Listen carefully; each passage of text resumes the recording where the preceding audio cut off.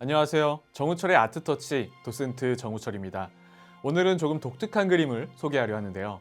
여러분은 혹시 세상을 바꾼 세 개의 사과 이야기를 들어보셨나요? 아담과 이브의 금지된 사과, 뉴턴의 머리 위로 떨어진 만류 인력의 법칙의 뉴턴의 사과, 그리고 세잔의 사과인데요. 요즘에는 스티브 잡스의 한입 베어문 사과까지 4개의 사과라고도 하죠. 그런데 여기서 많은 분들이 궁금해하는 것은 바로 화가 세잔의 사과입니다. 유명하다곤 하는데 대체 그림 속 사과가 뭐가 그렇게 특별하다는 건지 이해가 잘 가지 않는데요. 세잔은 반 고흐와 폴 고겐과 함께 후기 인상주의자로 불리고 있습니다. 심지어 이 중에서도 대중들에게는 가장 덜 알려진 화가이기도 하죠. 먼저 세잔의 사과 그림을 한번 볼까요? 테이블 위에 천과 사과, 병, 비스켓 등이 보이는데요. 언뜻 보기에는 그저 평범한 정물화처럼 보이죠. 자세히 보시면 무언가 좀 어색하고 이상합니다. 먼저 과일 바구니를 한번 볼게요. 그림이 그려진 시선으로 보자면 옆이 보여야 하는데 과일 바구니는 위에서 본 시점입니다. 병은 묘하게 기울어져 있죠. 사과들을 자세히 보면요, 어떤 건 찌그러진 것 같기도 하고 과연 이게 잘 그린 건가 좀 의심이 듭니다. 한번 이렇게 봐보세요. 왼쪽 테이블 끝 라인부터 시작해서 옆으로 시선을 쭉 이동해 보세요. 천에 가려져 있어서 잘 못 느꼈는데 테이블의 양옆이 맞지 않습니다. 이게 대체 뭘까요? 누가 봐도 잘 그린 정물화를 한번 볼게요. 17세기 네덜란드 정물화의 거장 샤르댕의 작품입니다. 정물화도 아름다울 수 있다는 것을 보여주는 것 같은 그림이죠. 샤르댕의 그림은 정물화의 표본이라고 할 수 있습니다. 잘 그렸다는 표현이 딱 이 작품에 더 맞을 것 같아요. 이렇게 비교해보니까 세잔의 그림은 마치 서툰 사람이 그린 것 같죠. 하지만 세잔은요, 사과를 가장 많이 그린 화가로도 불립니다. 사과로 파리를 놀라게 하겠다.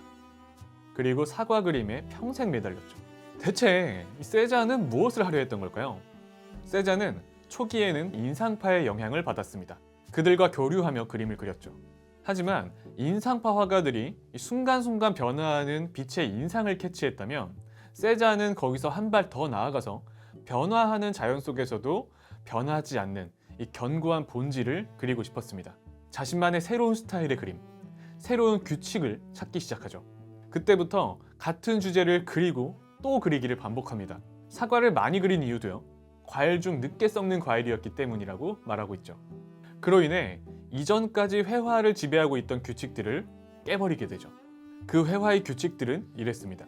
자연의 모습을 캔버스에 아름답게 옮기고 수학적 원근법을 이용해서 고정된 시점으로 그려왔죠.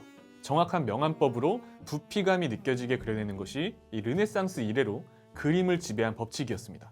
그러나 사실 자연은요, 이 그림처럼 완벽하게 모든 것이 짜여져 있는 게 아니죠. 사람의 눈은요, 그림 속 원근법처럼 한 지점에서 눈을 고정한 채 흔들림 없이 세상을 바라보지 않습니다.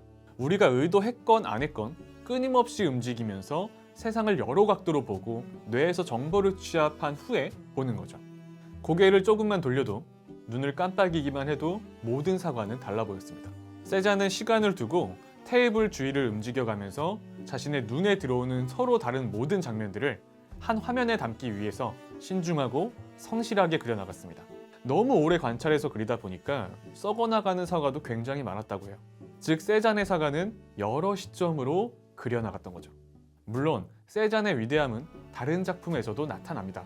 대표작으로 카드놀이하는 사람들, 생트 빅투아르 산 등의 명화들이 있죠. 이런 작품들에서 세잔은 모든 자연을 원통, 원뿔로 환원시켜 나갔습니다. 이후 세잔의 그림에 영향을 받아 피카소와 브라크의 입체파가 등장하게 되고요. 마티스의 단순화가 가능했다고 볼 수 있습니다. 한마디로 20세기 예술의 큰 부분이 이 세잔에게 비치고 있었던 거죠. 세잔에 의해 그림은 과거와 미래로 나누어지게 됩니다. 그리고 지금은 유로를 쓰고 있지만 프랑이 없어지기 전에 100프랑에는 세잔의 얼굴이 들어가 있었습니다. 피카소는 생전 이렇게 말했습니다. 내게 가장 많은 영향을 준 것은 폴 세잔이다. 세잔의 위대함이 이제 조금은 느껴지시나요? 현대 미술의 아버지라 불리며 미술의 세계를 바꾼 세잔의 사과. 참 알면 알수록 신기한 미술의 세계인 것 같습니다. 그럼 다음 시간에도 재밌는 미술 이야기로 돌아오겠습니다. 지금까지 아트터치 도슨트 정우철이었습니다.